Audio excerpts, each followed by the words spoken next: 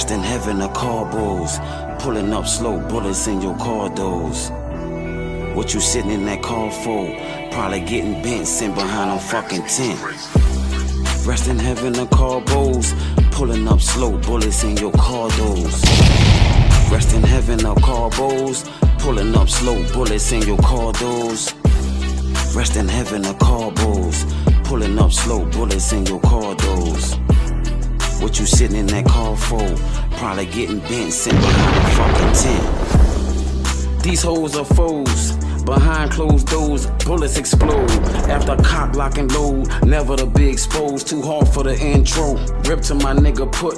I miss my little bro, we had to settle the scope. Some nigga named Poncho drove a El Camino. Time to creep slow, he done fuck with that yo. So you know he got to go, so you know he got to go. Same night. Y'all tuned into the real deal with Calliope. How y'all been doing out there? It's been a minute since I stepped in. I had to get another phone, man. Dropped my whole phone in the toilet. You know, boy, they hurted me for like 2 months, you heard me? But I'm back. I'm back. What's up with y'all? I've been seeing a lot of content going on around the web, paying attention and things like that. You heard me? But I wanted to talk about mentality. Like, y'all knew, like, from the few videos I made, like I see we had a lot of things going back and forth with different communities out the city. You know what I'm saying? That was just like typical. It wasn't a typical thing, but it resulted into that over time from a lot of trickery, a lot of UCIC, things like that. Then, we're teenagers. So at that time, a lot of stuff was believable. Not unbelievable. Just taking things for face value. But I remember back like in the early 90s, that's when they first came out with the Soakas, the water guns, Super water guns, you heard me? And we had through with a little chick from back here. Shout out to Robin, man, good friend of mine. She threw a splash in the project where everybody came together, pitched in, did a lot of barbecue. Had DJ Jubilee came out here. Shout out to that tent wall, man. My second home, my family out there. Jubilee came through. I want to see Big Frida came through. Had a few people came through and rocked the mic, you hear me? I'm talking about it's crazy packed. It's crazy packed. Like I said, it's the early 90s. So you was able to go in it, you know, throughout the projects and shit like that, throughout the hood and shit. And man, we took the show on the road. You heard me? Man, we had got a van from what we call crackheads. You know, this is just the terminology for people who use crack. Just like they say, you know, I used to use heroin, you know, like dope, like the typical, you know, tags to the type things. Not to put anyone down or anything. But man, we had got the van from the dude. He used to use drugs, so we paid him to use the van all day. About 15 of us with number Supas, you heard me? I'm talking about it's hot to do all this at that time. I'm talking about that goddamn devil walking with us for real. And man, we were riding around, jumping out, you heard me, with the water guns, just spraying people. And looking back on it, didn't nobody really had a like aggressive attitude towards this. Like, you know, somebody jump out, jump out on you and just wetting you up with water guns, man, you won't hurt somebody. But the mentality was so different, it was enjoyable, man. So we chilling like on some stuff after we done that there. So dudes like off the Parkway, dudes off the North, you know, the Parkway in the North, you're rocking hard.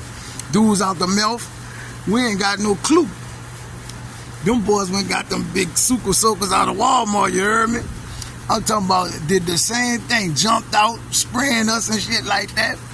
But it was a respectful thing, man. Like, wasn't nobody in their feelings, wasn't nobody wanting to retaliate with no guns or none of that like that. Yeah. But that was like the fun days, like, and we used to do that shit every summer, you heard me? until time went on where you couldn't just jump out and spray nobody with them goddamn water guns and things like that. You heard me? But yeah, that was the fun time, man. That shit was so fun. It was crazy. And now, as time passed, not even, just looking back in hindsight, you heard me? Looking back in hindsight, like the beef going on with the guns, with the real guns, the real live guns and things like that. But it just show you, like, you have to be careful, like, what you train your mind to be into, because it might not happen 5 years, it might not happen 10 years, you heard me?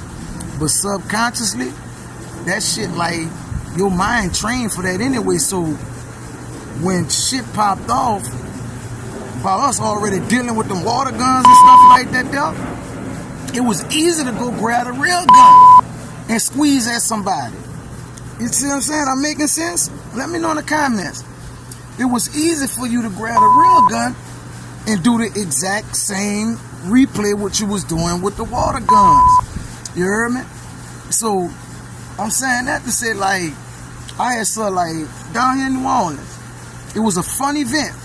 It really was a fun event. I supported 10,000. But where they had like an in-house water gun situation with the kids, like a little laser tag, they set it up like a obstacle course or whatever, where they was using water guns and stuff, spraying each other with the water. Now, like I said, I supported the event, but me going back to my adolescence, thinking about it, we training the mind. We training the mind to already be in war mode. In war mode, like it's a senseless thing. I mean, it's not a senseless thing. It's a word I'm looking for. It's an innocent thing, with the water guns and things like that. You know what I'm saying? But it has a great effect down the line to not all individuals, but to individuals. Like, your subconscious mind put that in your memory bank. You dig? Yeah, so I'm looking at it, and I kind of commented on it, which I didn't get a response, because I don't know if someone looked at it and said, like, man, what is he talking about, man? He must be back on them drugs or something. But you gotta be careful, because you never know what a spoken word will do for someone, man. And yeah, when I saw the kids and shit, my mind automatically went back to when we did that splash, when Robin threw that first splash back into Calliope, how we was going around jumping out, using a water gun, spraying people with the water. But it was innocent. It was real innocent. And people didn't even accept it as a violent, like if people was being disrespectful. It was so hot down here, you got it down, could throw the bucket of water. But I'm saying that to say, like, when we give events and things like that, we have to be careful what we place in front of our kids.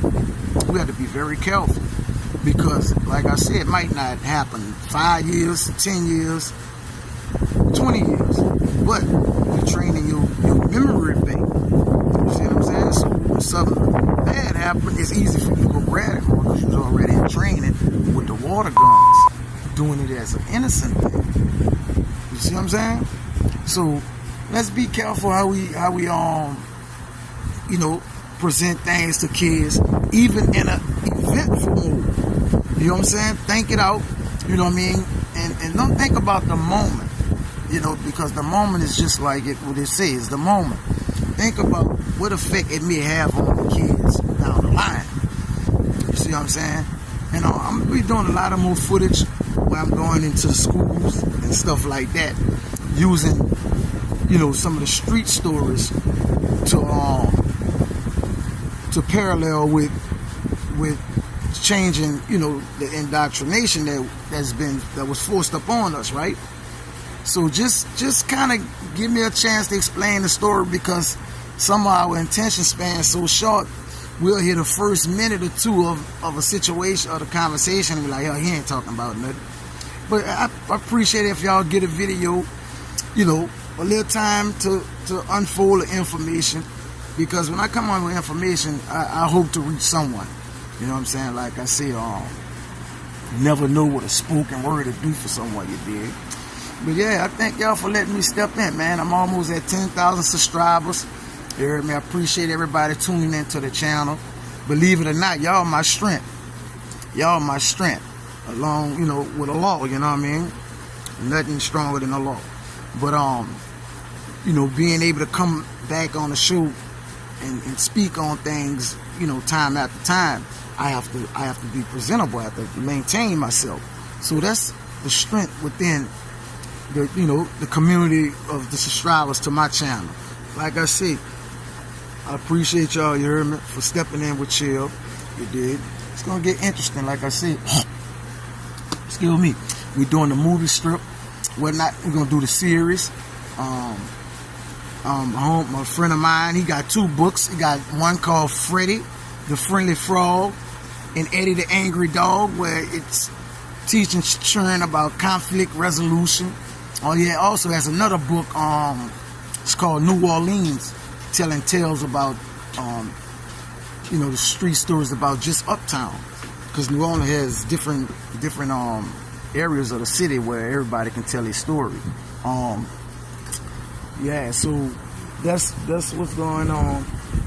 That's what's going on, and yeah, excuse me, I'm on, and where we gonna do this thing. Like I said, we're gonna try to put a commission together, man. You heard me?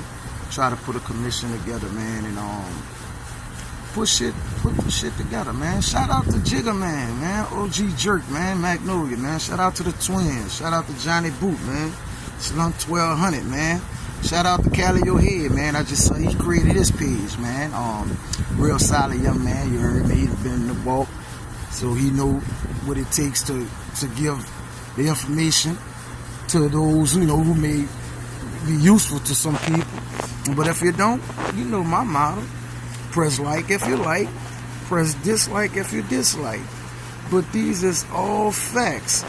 And I have a show coming out with Kent out of St. Bernard, man. Shout out to Kent, man. You heard me? Out there Bernard, man. Out there B, you heard me? A representative, you did.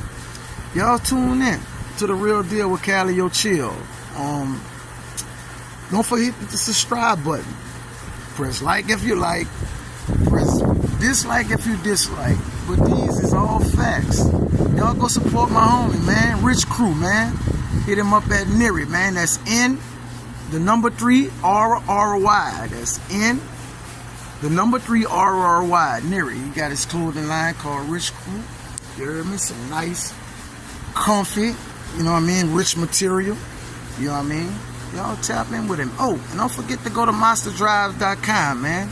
It's my son clothing line. Y'all can also catch his merch out there in Houston at the Colony Mall. You know what I'm saying? So a lot of things. Allah has made a pad, and that's the pad I'ma choose. I'm out, man.